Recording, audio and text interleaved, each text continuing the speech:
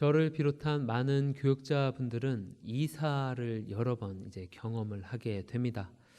저는 아직 그렇게 많은 이사를 해보진 않았지만 전에 함께 동역했던 그런 목사님들의 이야기를 들어보면 대부분 이제 서너 번 이상은 이제 기본적으로 경험을 하고 계시더라고요.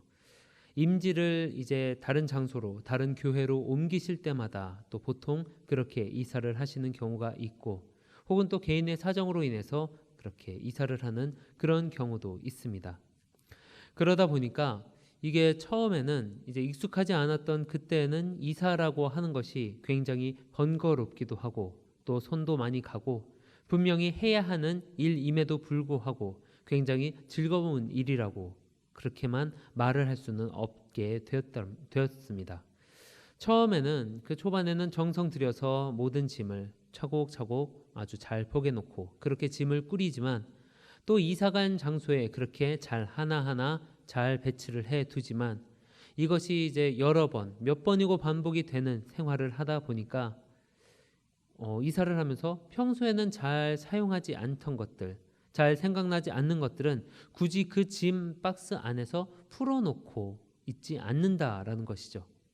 그때 이사를 왔을 때의 그 이삿짐의 모습 그대로 보관하고 있는 것들이 있다라는 이야기를 꽤 들은 적이 있었습니다. 그런 것을 생각해 보면 오히려 그 안에서 짐을 풀어놓지 않고 있는 것이 어쩌면 더 나을 수도 있겠다라는 조금은 저의 게으른 생각이 들어가기도 합니다. 나에게 정말로 그것이 필요한 물품이라면 어떻게든지 그것을 잘 보이는 곳에, 손에 닿는 곳에 두었으리라 라는 것이지요. 그래서 내가 그것을 자주 사용하고 아주 유용하게 사용하기 위해서는 그것을 내 눈에 보이는데 잘 두어야 하는 것이기 때문입니다. 하지만 짐 박스 안에 들어가 있고 어딘가에 분명히 있기는 하지만 확실히 어디 있는지는 모르는, 혹은 알고 있어도 그것을 번잡하게 번거롭게 다시 꺼내는 수고를 하지 않아도 되는 것이라면 다른 것에 비해서, 보다 유용적인 것에 비해서는 소홀하게 대하는 마음이 들기 때문입니다. 그렇다고는 해도 사실 그렇게 쌓여 있는 짐 보따리들, 그러한 이사 박스들을 그저 가만히 바라만 보기에도 조금 애매할 때는 있습니다. 묵혀놓은 짐을 좀 치워야 할 때가 있지요. 누군가 그런 이야기를 했는데 동의합니다. 정리의 기본적인 것, 가장 우선되는 것은 그것을 버리는 것이다 라는 말입니다. 저는 사실 어떤 물건을 버리는 것을 그렇게 잘 하지 못하는 편입니다. 그저 이것저것 모아두는 것을 좋아하는 것이라기보다는 정말 보잘것없는 물건, 그런 것 하나에도 나름대로의 저 개인적인 의미를 부여하고 있고 이것을 보면 이것이 생각나라고 하는 그런 변명을 하고 싶습니다. 일본의 유명한 작가인 무라카미 하루키 역시도 이렇게 무언가 짐 정리를 할 때 버리는 것을 잘 하지 못한다라는 그런 이야기를 적은 적이 있습니다. 그가 수필로 내었던 그런 여러 편의 글에 그런 것이 실려 있었는데 그도 역시 마음을 굳게 먹고 그래 이제는 좀 잘 사용하지 않는 것들, 좀 이제는 처분이 필요한 것들, 버려야 하는 것들, 이런 것들이 있으니까 좀 집에 계속해서 뭔가 쌓여가고 있으니까 오늘은 좀 정리를 해봐야 되겠다라고 굳게 마음을 먹는다는 것이죠. 특히 작가인 그에게 있어서 여러 가지 자료 수집이라든지 또 여러 가지 읽는 텍스트들이 많다 보니까 책의 양, 잡지 같은 것이 아주 방대했다고 합니다. 하지만 그렇게 욕심이 아니라 그렇게 자신이 결심을 했음에도 불구하고 정작 그 물건을 가져다가 분류를 하고 있노라면 이것은 아직 좀 쓸모가 있어서 이것은 이제는 구하기가 좀 힘든 그런 것이기 때문에 이것은 누군가 나에게 기념으로 주었던 것이라 버리기가 좀 그렇다. 또 이것은 옛날의 추억이 생각나는 그런 물건이기 때문에 라고 하는 여러 가지 갖가 그런 이유를 대면서 결국 아무것도 하나도 정리하지 못한다라고 말을 적은 것이 있습니다. 비슷한 것 같아요. 그래서 제가 개인적으로 집에서 오늘은 내가 청소를 좀 해볼까? 오늘은 내가 정리를 좀 해볼까? 라고 말을 하면 저와 함께 지내고 있는 그녀는 그저 살짝 웃고 지나갑니다. 제가 뭘 해보겠다라고, 제가 정리를 하겠다라고 하지만 결국 무엇 하나도 제대로 버리지 못하고 다시 이제 오른쪽에서 왼쪽으로 혹은 위에서 아래로 그냥 쌓이는 형태만, 놓여지는 위치만 그냥 바뀌는 꼴이 되기 때문입니다. 정리나 청소라고 말을 하기에는 조금 애매하고 그냥 한 곳에서 다른 곳으로 이동을 하는 것에 오히려 가까운 모습입니다. 그래서 좀 겸연쩍은 것이긴 하지만 차라리 그렇게 하느니 아무것도 하지 않는 편이 더 낫다라고 말을 할 수 있을 법합니다. 정말 아무것도 하지 않고 가만히 앉아만 있는 것이 정말 좋다라는 그런 뜻이 아니라 그렇게 열심히 행하고는 하지만 원래의 목적에 맞지 않는, 온전하게 하지 못하는 그런 것이라면 하지 않는 것보다 못한 결과를 낳게 된다라는 의미로 바라볼 수가 있겠습니다. 오늘 이야기의 사울 왕, 이스라엘의 초대 왕입니다. 그래서 그렇게 선택을 받았고 기름 부음 받은 자입니다. 많은 사람들의 기대를 받았고 또 처음에는 환영받지 못하던 그런 편이었지만 초반에는 오히려 그때 분명히 살아서 역사하시는 하나님의 마음, 그분의 마음을 따라서 지도력을 발휘하던 아주 멋진 사람이었습니다. 그가 그런 모습을, 그러한 지도력을 발휘할 수 있었던 것은 온전히 하나님께 순종했기 때문이라고 말을 할 수가 있습니다. 그렇게 하나님께 순종함으로 인해서 모든 것을 다스릴 수 있었고 또 하나님의 뜻 안에서 살아갈 수 있었던 사울 왕. 그러한 사울 왕의 모습이 하루하루가 지날수록 조금 이상한 모습을 보이고 있지요. 순종을 하고 있는 것 같기는 한데 분명히 하나님께서 말씀하신 대로 따르겠다라고 그렇게 말은 하고 있는데 이상하게 어디선가 약간씩 핀트가 어긋나고 있다는 것입니다. 처음에는 초반에는 사람이다 보니 실수할 수 있지, 그럴 수도 있겠다라고 100번 양보해서 말을 할 수가 있었겠지만 그 모양새라든지 그 내용이라든지 그 규모가 점점 더 그를 두둔하기가 어려워지게 되죠.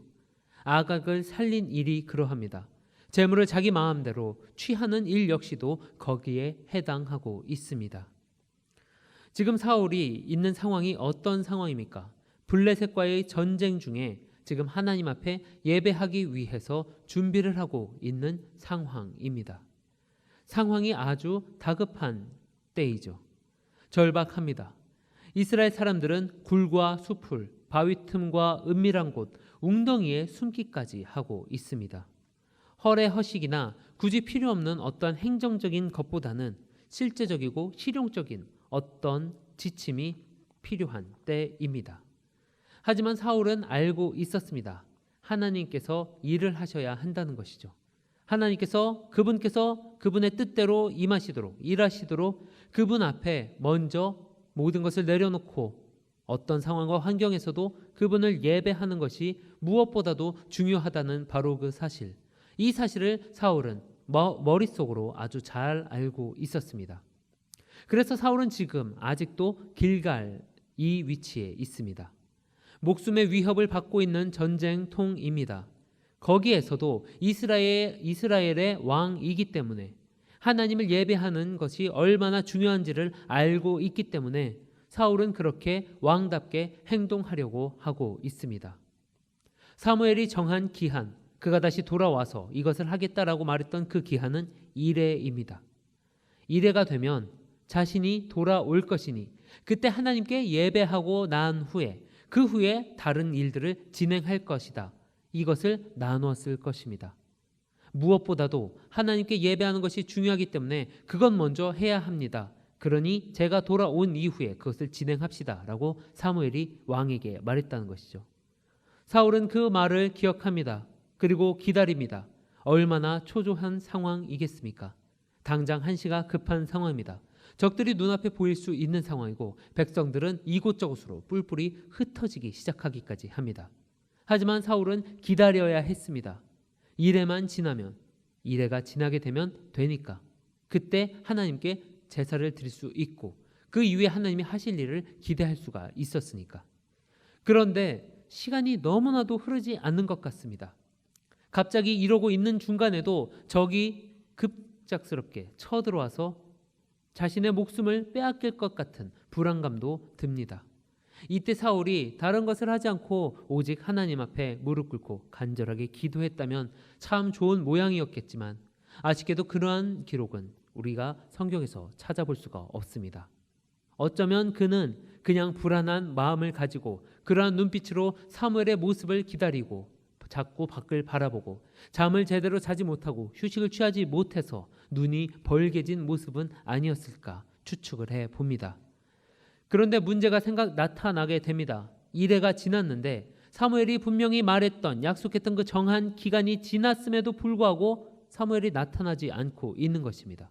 시계 알람을 맞춰 놓으면 그것이 어떻게 울리는지 우리는 알고 있습니다. 정해진 시간이 그때가 되자마자 기다렸다는 듯이 알림은 울리게 됩니다. 시각이 되고서 10초 지난 후에 울리거나 하지 않습니다. 정확히 바뀌면서 울리죠. 사울은 어쩜 그러한 것을 기대하고 있었던 것 아닐까 합니다. 바로 오늘이 1회째가 되는 날이니까 어제로부터 오늘 자정이 되어서 그 날이 바뀌는 바로 그때나 아침 일과를 시작하는 그 시기나 이 정도가 사무엘이 아마 돌아오지 않을까, 그는 혼자 기대라도 한 것 아닐까 합니다. 그래서 사울은 정한 날 그 기간이 있음에도 불구하고 불안함을 감추지 못합니다. 분명히 사무엘이 나에게 말하고 약속하고 정했던 기간은 이래였는데 그 시간, 그 기간이 분명히 이제 지나서 지금까지 왔는데 왜 그는 오지 않을까라는 생각이 그의 머릿속을 맴돌고 있습니다. 그렇게 우왕좌왕하고 당황하는 사울 왕, 엎친 데 덮친 격으로 지금 백성들은 사울에게서 흩어지기까지 합니다. 그렇게 불안해하는 왕의 모습을 보면서 그들 역시 마음의 안정을 찾지 못해서였을까요?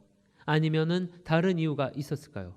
분명한 것은 이러한 모습을 보면서 어쩌면 사울이 하나님으로부터 인정받지 못한 그런 그냥 인간적으로 인기 있었던 왕은 아니었을까라는 생각을 하게 되었을지도 모릅니다.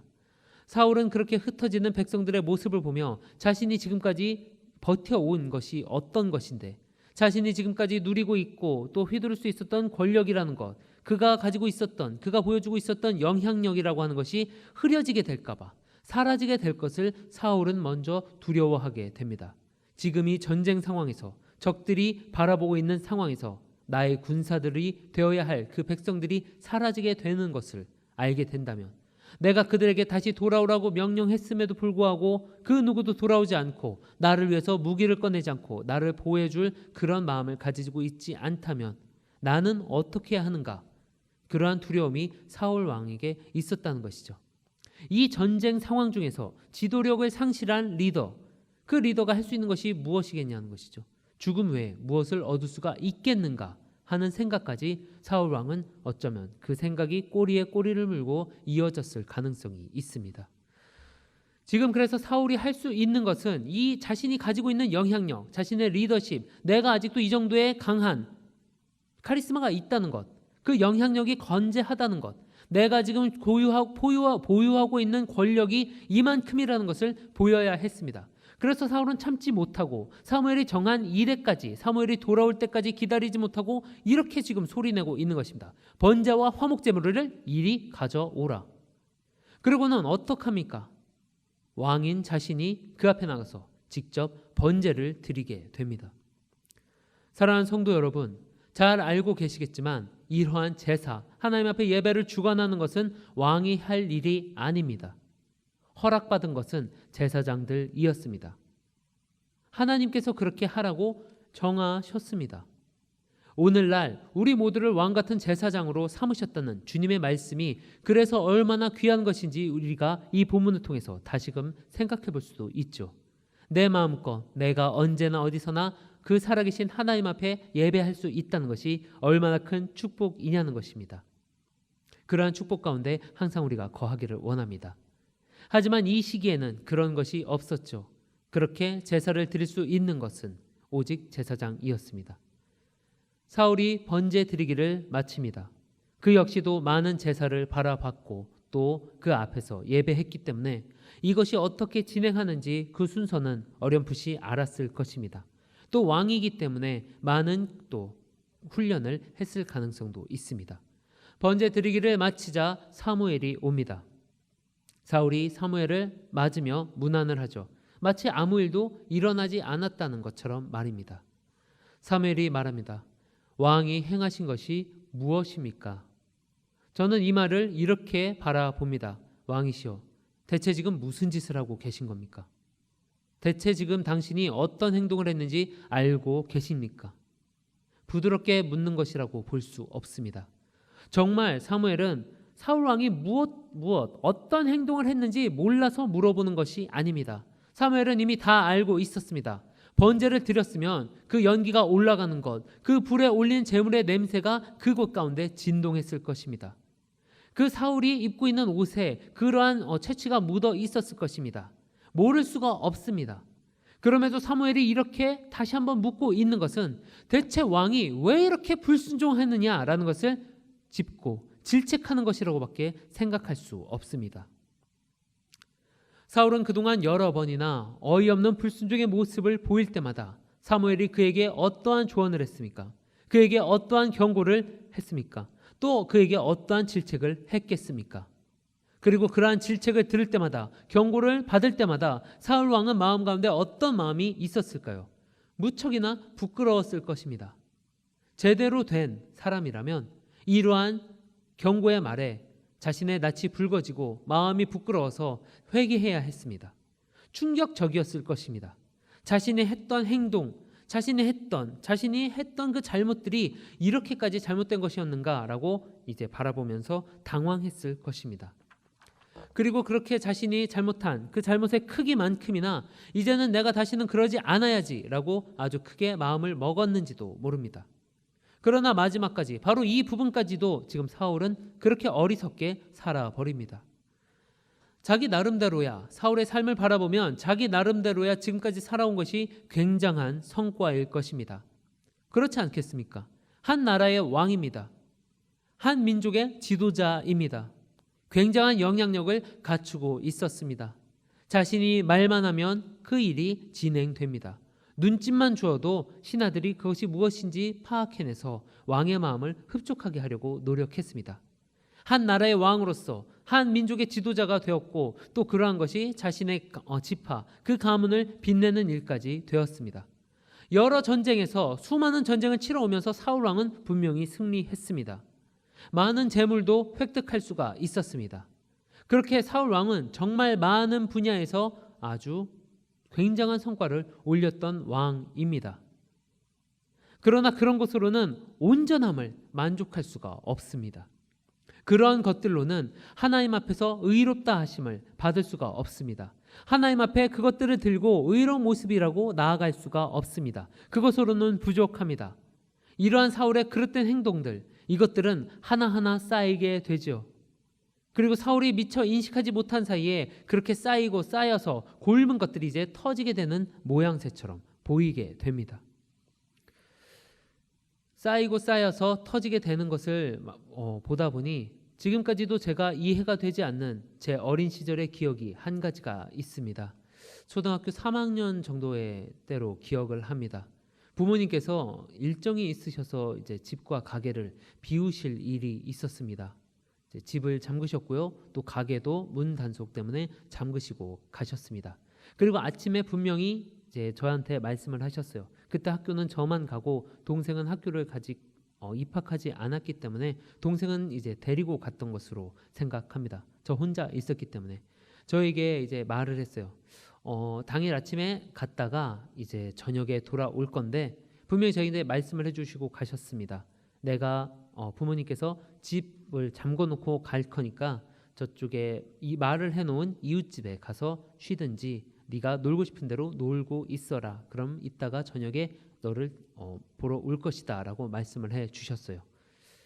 분명히 저한테 말씀을 그렇게 해주셨는데 저는 무슨 생각인지 왜 그랬는지 모르지만 학교에서 돌아와서 집에 들어가려고 하다가 집에 이제 잠겨 있는 것을 보고 굉장히 당황을 했습니다. 그냥 일반적인 가정집과는 다르게 이제 저희 집, 제가 살고 있던 그때 집은 작은 가게에 방이 붙어 있는 그런 형식의 구조였기 때문에 문을 잠그게 되면은 들어갈 수가 없었습니다. 열쇠가 따로 있지 않은 이상은 말이죠. 저는 열쇠를 가지고 있지 않았고 그래서 왜 집문이 잠겼을까라고 하면서 이 부엌으로 통하는 문부터 밖에서 부엌으로 돌아가고 부엌에서 이제 집으로 들어갈 수 있는 구조였는데 그것이 잠겨 있는 것을 보면서 당황을 합니다. 그러면은 이제 부모님께서 저한테 아침에 해주신 말씀이 있으니까 설명을 충분히 해주셨으니까 아 맞다 우리 아버지 어머니 어디 다녀온다고 그러셨지라고 하면서 말해주신 것을 제가 기억을 하고 뭐 저 나름대로 친한 친구 집에 놀러 가든지 동네 이웃집에 잠시 뭐 가 있든지 하기만 하면 됐는데 제가 한 행동이 어처구니 없게도 지금도 이해되지 않는데 그때 당시 이제 실내화 주머니가 있었는데 가방이 아니라 이 실내화 주머니를 이렇게 휘둘러서 그 부엌으로 통하는 문을 이제 치는 행동을 했습니다. 몇 번이나 두드렸는지 모르지만 상당히 많은 시간 쳤습니다. 꽤 오랜 시간 그렇게 했는데 그러다 보니까 이것이 충격이 쌓여서 결국은 그 문을 지탱하고 있던 문에 이제 설치되어 있던 유리창이 와장창 깨지게 되었어요. 그렇게 유리를 깨고 걸려있던 고리를 제껴서 부엌을 제가 들어갔습니다. 부엌은 들어갔는데 세상에 방으로 통하는 문은 더 단단한 그런 문이었습니다. 그 부엌으로 밖에서 부엌으로 통하는 문은 나무 문이었는데 그 부엌에서 집 안으로 들어가는 문은 쇠로 된 문이었어요. 도저히 제가 어떻게 할 수가 없었습니다. 그러고 나서는 그 뒤에 일이 기억나지 않습니다. 그냥 제가 대강 치우고 놀지 않았을까 합니다. 이 일이 잘 기억나지 않는 것이 또 신기한 것은 집으로 분명히 다시 돌아오신 부모님께서 저에게 어떠한 꾸짖음을 하시거나 질책을 하시거나 호통을 치거나 했던 그런 기억이 제게 없습니다. 제가 좀 혼자 있으니까 불안해서 그런 행동을 한 것이다 라고 생각이라도 하셨던 모양입니다. 파손된 문 그리고 그 유리창을 보시면서 많이 당황스러우셨겠지만 그때 어린 저를 더 먼저 생각하셨기 때문일 것입니다. 참 감사하고 배려 깊은 일이라고 생각을 합니다. 그렇게 감사한 부모님이시지만 이런 말을 자녀가 부모님에게 할 얘기는 아닌데 그분들 역시 온전한 분이라고 말을 할 수는 없습니다. 그것은 다른 이유 때문이 아니라 어떤 감정적인 문제가 아니라 육신을 가진 사람은 100% 온전하지 못하기 때문입니다. 오직 그 이유뿐이죠. 물론 부모님들 역시 저에게 서운한 것도 있으시겠죠. 저 역시 부족한 부분이 아주 많은 온전치 못한 사람이기 때문입니다. 30년도 넘은 그 시절의 기억이 이런 것을 떠올리게 해줍니다. 그때 그 낡고 작은 문은 아주 연약했습니다. 그 어린 아이의 실내와 주머니, 그것으로 휘두르는 연속된 타격, 그러한 가격을 그렇게 점점 쌓여가는 충격을 끝내 견디지 못하고 부서지게 되었던 그런 것은 아무리 작은 스트레스라도 쌓아두게 되면 나의 몸과 마음을 상하게 하는 것과 같은 모습이다라는 생각이 듭니다. 그러한 것처럼 무언가가 초반에 있는 것에서 점점 불어나고 붙어나서 몸에서 떼어내기 어려울 정도까지 되면은 큰 대가를 치르게 되는 것이죠. 작은 병을 키워서 큰 병이 되게 하는 것처럼 작은 불순종 역시 하나하나 이 정도는 뭐 이렇게 나 혼자 간주하고 나 혼자 이해하면서 조금씩 쌓이게 되면 큰 대가를 치르게 되는 것입니다. 사랑하는 성도 여러분, 사울 왕은 망령되이 행합니다. 여호와 하나님께서 왕에게 내린 명령은 바로 온전하라는 것이었습니다. 그러나 그는 그것을 지키지 않았습니다. 물론 사울 왕이 100% 지키지 않은 것은 아니었죠. 모양은 어느 정도 흉내를 내었습니다. 흉내는 내었지만 그 마음 자체가 온전치 못합니다. 불순종이 이어집니다. 사울은 부득이하게 정말 어쩔 수 없어서 내가 그랬다라고 말을 하지만 아무리 그렇다고 해서 그것이 이유가 되지는 못합니다. 사랑하는 성도 여러분, 우리 하나님께서는 아버지의 마음, 그 하나님의 마음을 알고 그 마음을 따르는 사람을 찾고 계십니다. 그저 일정한 이 정도면 되겠지 생각하며 그 모습만을 흉내내고는 내가 할 만큼 다 했다라고 그렇게 목소리를 높이고 있지는 않은지요. 우리 주님께서 정한 기한대로 그분이 정해주신 기준대로 그 앞에 바르게 순종하기를 원합니다. 그렇게 우리 사랑하는 주 안에서 온전해지기를 바라며 나아가는 우리 모두의 모습 되기를 간절히 바랍니다. 사랑이 많으신 하나님 아버지, 진심으로 감사를 드립니다. 주님께서 우리에게 정한 기준대로, 정한 기한대로 온전하게 살아갈 수 있도록 도와주시옵소서. 사울이 행한 그런 어리석은 모습을 바라보면서 그저 손가락질하고 비웃는 것으로 끝나는 것이 아니라 나에게도 그러한 모습이 있음을 생각하며 떠올리며 내게 약한 그 부분을 하나님께서 돌보아 주시고 채워주시고 온전케 해달라고 더욱더 간구할 수 있는 겸손함을 허락하여 주시옵소서. 이 복된 시간 주님의 말씀을 듣게 하시니 감사합니다. 들은 만큼 행할 수 있는 생명나무로서 살아가도록 함께하여 주시옵소서. 감사드리며 우리 주 예수 그리스도 이름 받들어 간절히 기도드리옵나이다. 아멘.